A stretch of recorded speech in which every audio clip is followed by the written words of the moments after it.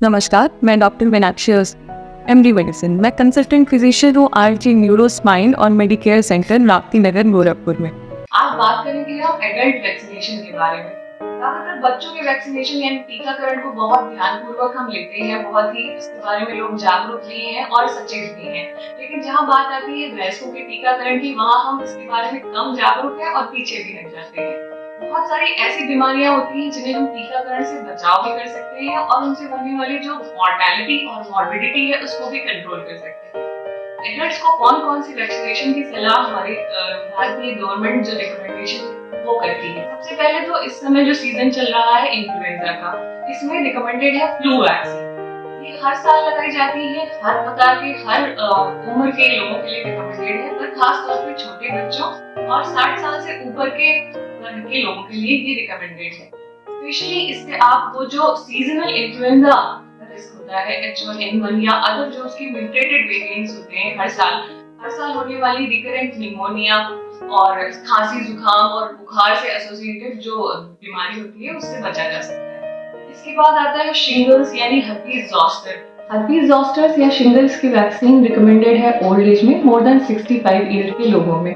इसके अलावा टिटनेस की वैक्सीन अगर आपको बचपन में नहीं लगी है तो अवश्य लगवाएं और हर 10 साल पे आप इसका बूस्टर भी ले सकते हैं। ये सब वैक्सीन खास तौर पे उन लोगों को जरूर लगवानी चाहिए जो किसी न किसी एसोसिएटेड बीमारी से भी ग्रस्त हैं, जैसे कि सांस की बीमारी है, COPD है, दमा की बीमारी, अस्थमा है, या डायबिटिक है, या ब्लड प्रेशर की बीमारी है, या किडनी की बीमारी है, या लीवर की बीमारी है।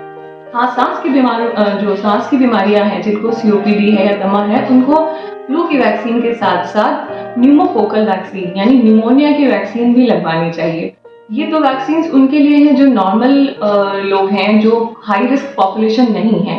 हाई रिस्क पॉपुलेशन के लिए भी कुछ और वैक्सीन हैं जो रिकमेंडेड हैं। हाई रिस्क में वो लोग आते हैं जो खासतौर से हेल्थ केयर स्टाफ है, किसी अस्पताल का स्टाफ, OT का स्टाफ, डायलिसिस का स्टाफ, ऐसे लोग जो एनिमल केयर में रहते हैं, या फिर जेल का स्टाफ जो होता है, जो कि इस तरीके के वायरस को या किसी और बैक्टीरिया को एक्सपोजर जिसको ज्यादा रहता है, तो वहां पर हेपेटाइटिस B का वैक्सीनेशन रिकमेंडेड है।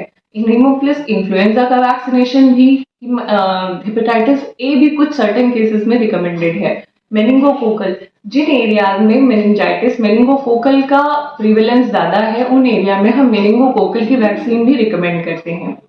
तो ये कुछ ऐसी वैक्सीन हैं जिनके बारे में आपको जागरूक भी होना चाहिए, जिनसे हम बहुत सारी फैटल बीमारियों से भी बच सकते हैं। इनमें से बहुत सारी वैक्सीनेशन हमारे यहाँ उपलब्ध भी हैं।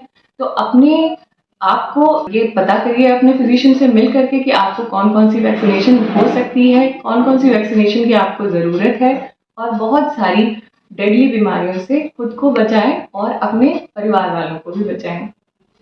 धन्यवाद।